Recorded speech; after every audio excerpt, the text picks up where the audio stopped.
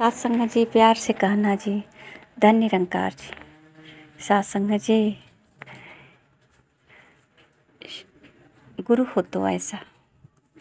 सात संगत जी जो 22 मार्च को सतगुरु माता सुदीक्षा जी महाराज और राजपिता जी का जो संदेशा आज 6 अप्रैल को हर ब्रांचों में, हर संगतों में सभी को सुनाया जा रहा है कि सात संगत जी गुरु का महत्व क्या होता है। ज्ञान लेने के बाद, परमात्मा को जान लेने के बाद कैसा होता है भाव, गुरु के चरणों में आने पे किस तरह का भाव होता है, गुरु का महत्व क्या होता है। सात संगत जी कितनी सहजता से प्रेरणादायक कहानियों के माध्यम से सभी भक्तों को निहाल किए, सुना करके सात संगत जी हजरत निजामुद्दीन औलिया और उनका परम शिष्य अमीर खुसरो का कहानी सुना करके गुरु और शिष्य का सात संगत जी कैसा भाव होना चाहिए आपने बताया। और सात संगत जी ये सत्य है। और आपने ये भी कहा कि जो गुरु से ज्ञान प्राप्त कर लिया है, यानी ब्रह्म ज्ञान प्राप्त कर लिया है, तो भाव तो सबका ऐसा ही होना चाहिए। सात संगत जी संपूर्ण हरदेववाड़ी में सतगुरु बाबा जी का विचार आया है, राज न मांगा ताज न मांगा, न मांगा संसार है, प्रभु भगत ने प्रभु से मांगा, प्रभु को ही हर बार है। जिनकी नजरों में मोती के मक्के धूल समान थे, सदा राम से राम को ही मांगते हनुमान थे। सात संगत जी कितनी अच्छी विचार। सात संगत जी सदगुरु हर समय ये संदेश देते आए कि जो परमात्मा को जान लिया, ये सारा धूल के समान हो गया। जो आज कहानियों के माध्यम से सात संगत जी सुनाए और सब लोगों ने सुना ध्यान से, और सात संगत जी सबके मन में एक ऐसा किरण निकला जो कहा जाता है सोने पे सुहागा। सात संगत जी ज्ञान लेने और सत्संग करने, सेवा करने के बाद इतनी सहजता से कोई गुरु अपने शिष्य को समझाए। सात संगत जी सच है कि अगर ज्ञान प्राप्त करने के बाद, सदगुरु के चरणों में आने के बाद अगर किसी को इस संसार का धन वैभव चाहिए, तो सात संगत जी कहते हैं अभी भाव नहीं बना। इसलिए सदगुरु कहते हैं राज न मांगा ताज न मांगा, न मांगा संसार है, प्रभु भगत ने प्रभु से मांगा, प्रभु को ही बारंबार है। सात संगत जी ये जो कहानी सुनाए हैं इसीलिए है कि सात संगत जी अमीर खुसरो जो है हजरत निजामुद्दीन औलिया का शिष्य है। और सात संगत जी हजरत निजामुद्दीन औलिया के पास एक गरीब व्यक्ति गया अपनी बेटी को लेकर के, और उनसे अरदास किया कि हमारी बेटी की शादी है अगले महीने में, आपसे हम कुछ सहायता मांगने आए। सात संगत जी वो कहते हैं कि ठीक है, अभी तो मेरे पास कुछ नहीं है, क्या सहायता कर सकता हूँ। तो सात संगत जी वो व्यक्ति बोला कि सुना है कि आपके यहाँ तो हीरे जवाहरात की लाइन लग जाती है, जो भी आते हैं आपके भगत आपसे मिलने, सब लोगों ने कुछ दान में, बधाई में, गिफ्ट में देकर जाते हैं।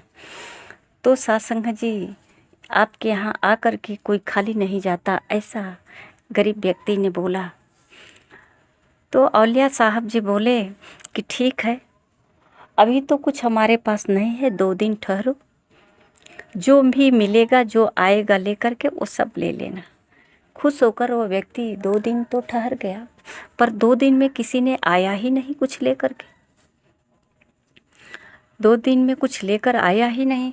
तो सत्संग जी वो व्यक्ति निराश हो गया और जब जाने लगा तो औलिया साहेब बोले कि एक काम करिए कि अब तो मेरे पास कुछ नहीं है, क्षमा करिए, मैं आपकी सहायता नहीं कर पा रहे हैं। ये मेरा जूता है, इसको ले जाइए और जो भी इसको बेच करके मिलेगा आप बेटी की शादी में सहायता कर लीजिए। सत्संग जी रात पिताजी का समझाने का तरीका तो कुछ और ही था। बेहतर ढंग से वैसे तो नहीं समझा सकते ना, पर सत्संग जी इसको सोच रहे हैं कि हम भी रट लें ताकि हमारे अंदर भी टूटी फूटी जो ध्यान है ना, इसको जोड़कर रखें अपने सतगुरु से। सत्संग जी वो जूते लेकर व्यक्ति निराश होकर वहाँ से चल दिया और रास्ते में 1 महीने का सफ़र था, पर 10 दिन तो बीत गया। 10 दिन बीत गया। 11वें दिन एक काफिला मिला रास्ते में और सत्संग जी काफिला को देख करके ये व्यक्ति सोचा ये काफिला किसका है, कहाँ से आ रहा है, और लगता है इसके पास ही आ रहा है। तो सत्संग जी काफिला सच में पास ही आया और बोले अमीर खुसरो जी कि आप कहाँ से आ रहे हैं? हजरत निजामुद्दीन औलिया के यहाँ से आ रहे हैं। महक आ रही है उनकी, आप उनके कुछ कोई वस्तु लिए हैं या उनके पास से होकर आ रहे हैं? तो सत्संग जी वह व्यक्ति बोला कि हाँ उन्हीं के यहाँ से आ रहे हैं और उनका जूता हमारे पास है। ये बताया कि मैं इस अपनी बेटी की शादी के लिए कुछ उनसे हीरे जवाहरात मांगने गए थे, पर कुछ नहीं मिला, ये जूता मिला है। सत्संग जी ये व्यक्ति बोला पर आप, तो सत्संग जी वो अपना परिचय बताएं कि मैं अमीर खुसरो उनका शिष्य हूँ और वो मेरा प्राण है, मेरी जान है, मेरा गुरु है, सब कुछ है।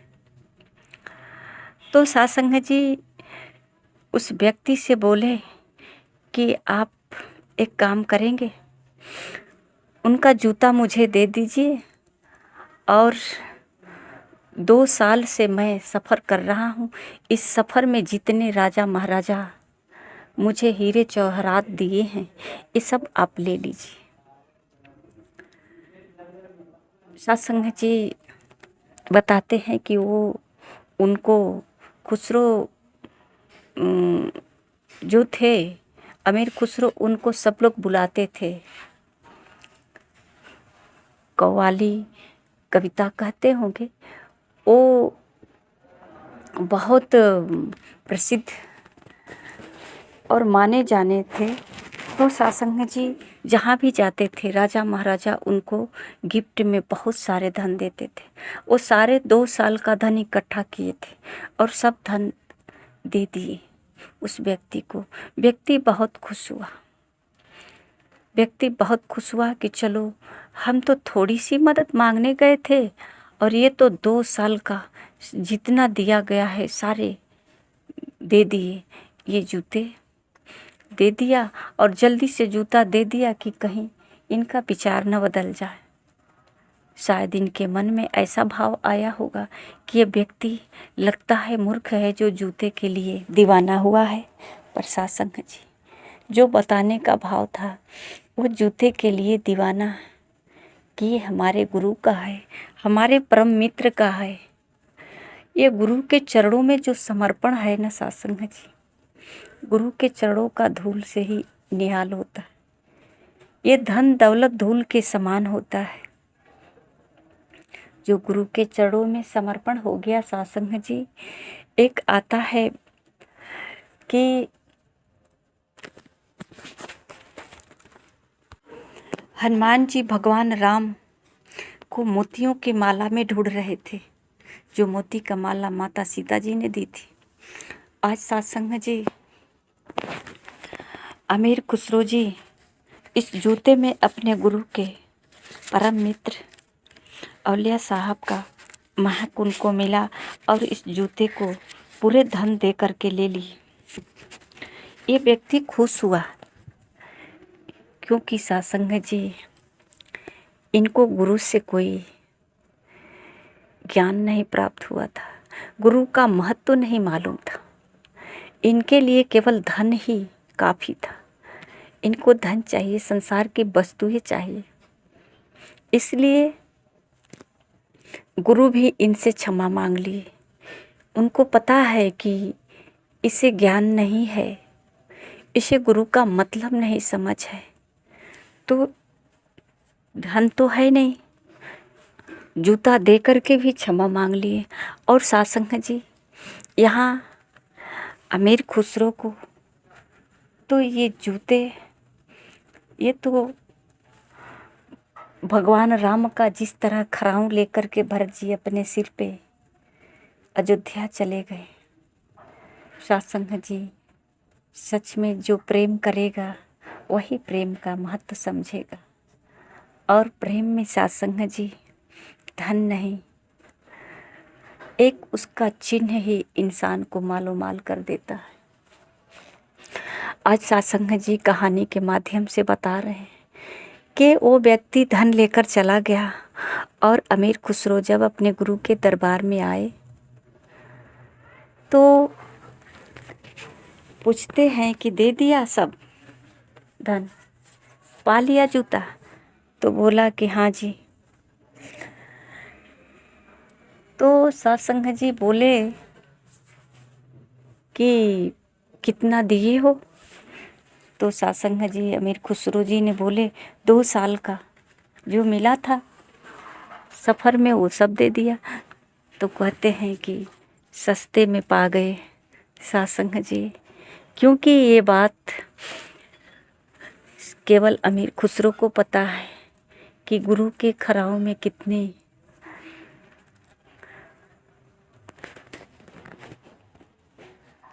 आज़ादी है, खुशियाँ है।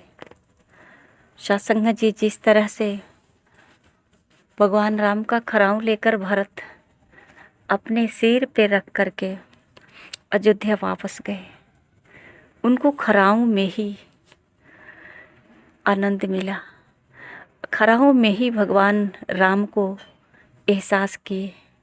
आज सत्संग जी, अमीर खुसरो जूते में ही अपने सदगुरु को पा लिया, सदगुरु की महक को पा लिया। सत्संग जी, आज सदगुरु माता सुदीक्षा जी महाराज यही तो ज्ञान दे करके, ब्रह्म का ज्ञान दे करके, कण कण में परमात्मा को एहसास, महक कहते हैं। सत्संग भाव तो हर भक्त को ऐसा ही होना चाहिए। अगर ऐसा नहीं है तो सत्संग जी, चाहे जितना भी भाग भाग कर सत्संग करेंगे कोई फायदा नहीं, कोई महत्व नहीं। क्योंकि जब गुरु का महत्व ही नहीं समझे, गुरु पे विश्वास ही नहीं, गुरु से प्यार ही नहीं। सत्संग जी, सतगुरु बाबा हरदेव सिंह जी महाराज संपूर्ण हरदेव बाड़ी में समझाए हैं कि महलों वाली मीरा ने भी गिरधर को ही मांगा था, कुटिया वाली सेबरी ने भी रघुवर को ही मांगा था। एक भगत प्रहलाद था जिसने राजा के घर जन्म लिया। मोह नहीं था धन वैभव का, एक हरि का ध्यान किया। भक्ति रस को चखने वाला और न रस अपनाता है, कहे हरदेव शिवा ईश्वर के कुछ न उसको भाता है। साथ संगत जी, कितने ऊंच विचार, कितना सहजता भाव, जीवन जीने की कला आपने सिखाया, समझाया। साथ संगत जी, अगर इतनी बात नहीं समझ में आई, इतना समझने के बाद अगर भाव नहीं बन पाया, इस दुनिया की चकाचौंध में, इस दुनिया की लोभ लालच में अगर भागते रह गए, इस मन को आज भी नहीं कंट्रोल कर पाए, सद्गुरु के चरणों में समर्पण नहीं कर पाए। साथ संगत जी, ज्ञान से पहले सद्गुरु ये तन मन धन परमात्मा का है, इसीलिए स्वीकार कराते कि ये तन मन धन परमात्मा का है, क्योंकि यही है बाधा। अगर काशी काबा कहीं भी जाएंगे तो ये डिमांड लेकर ही जाएंगे, ये मांग हमारा हमेशा खड़ा रहेगा सामने। और यही दीवार है जो गुरु से, परमात्मा से, ईश्वर से दूरी बना कर रखा है। कहते हैं ईश्वर से ईश्वर को ही मांगे। ये जितने भी भक्तों का हम उदाहरण देते हैं, चाहे मीरा हो, सबरी हो, प्रहलाद हो, साथ संगत जी, इन्होंने धन को ही छोड़ करके भगवान के चरणों में आए हैं।